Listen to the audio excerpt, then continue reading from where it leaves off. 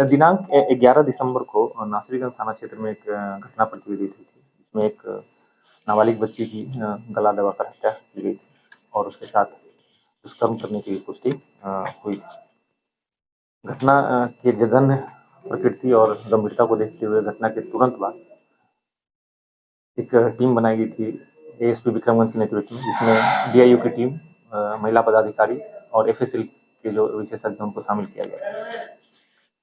घटना के बाद जो पूरे तथ्य सामने आए, उससे ये बात स्पष्ट हुई कि जो नाबालिग बच्ची थी वह 7:30 से 7:35 के बीच में अपना ट्यूशन ख़त्म करके अपने ट्यूशन की ही साथियों के 3 और साथियों के साथ निकली और कोचिंग से लगभग 500 मीटर दूर उसका भाई दूसरे टीचर के पास पढ़ाई करता था, जिसको लेने के लिए वो जा रही थी। लगभग आधी दूरी तक वो अपने दोस्तों के साथ थी। उसके बाद उसके बाकी दोस्त अपने घर चले गए और लड़की अकेले अपने भाई को लेने जा रही थी। लेकिन उसके ट्यूशन पहुंचने से पहले उसका भाई पहले ही घर जा चुका था, लेकिन बच्ची ट्यूशन में पहुंची नहीं और उसी बीच बच्ची गायब हो जाती है और 7:55 के आसपास बच्ची का शव उसी रास्ते में गली में नाली के किनारे एक व्यक्ति द्वारा देखा जाता है।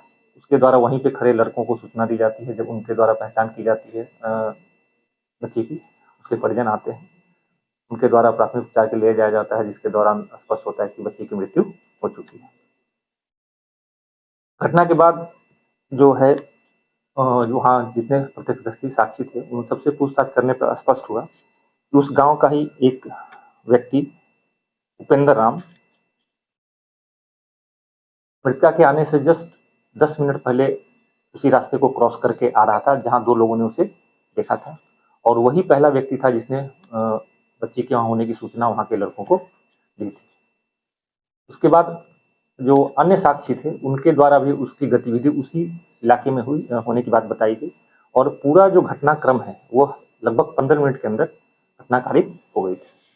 उसके बाद जो उपेंद्र राम से और गहनता से पूछताछ की गई और उसके शरीर, उसके कपड़ों, सब चीज़ों का अवलोकन किया गया तो उसके शरीर पे जो संघर्ष के निशान, जख्म पाए गए और घटना स्थल पर जिस तरह के की झाड़ियाँ और जिस तरह के पेड़ थे, उससे जो जख्म होते हैं वो उसके शरीर पर पाए गए।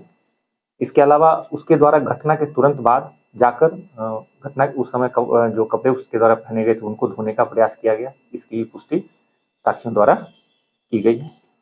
इसके अलावा उससे पूछताछ में जितनी बातें आई और घटना स्थल के आसपास जितने साक्षी थे, सभी के द्वारा स्पष्ट रूप से बताया गया कि जो घटना स्थल है उस समय सिर्फ इस व्यक्ति की गतिविधि थी और इसके द्वारा ही घटना कारित करके बच्ची को लाकर रखा गया और उसके बाद किसी को इस पर शक नहीं हो, इसलिए इसके द्वारा ही इसकी सूचना देकर उस तरह का माहौल बनाने की कोशिश की गई। घटना के बाद भी इसकी गतिविधि जो है साक्ष्य मिटाने की रही, जिसकी वजह से इसके पूछताछ के बाद गिरफ्तारी की गई। इसके कपड़ों पर भी जो घटना से संबंधित साक्ष्य हैं वो संकलित किया गया है एफएसएल टीम द्वारा, जिसको एफएसएल में जांच के लिए भेजा जा रहा है।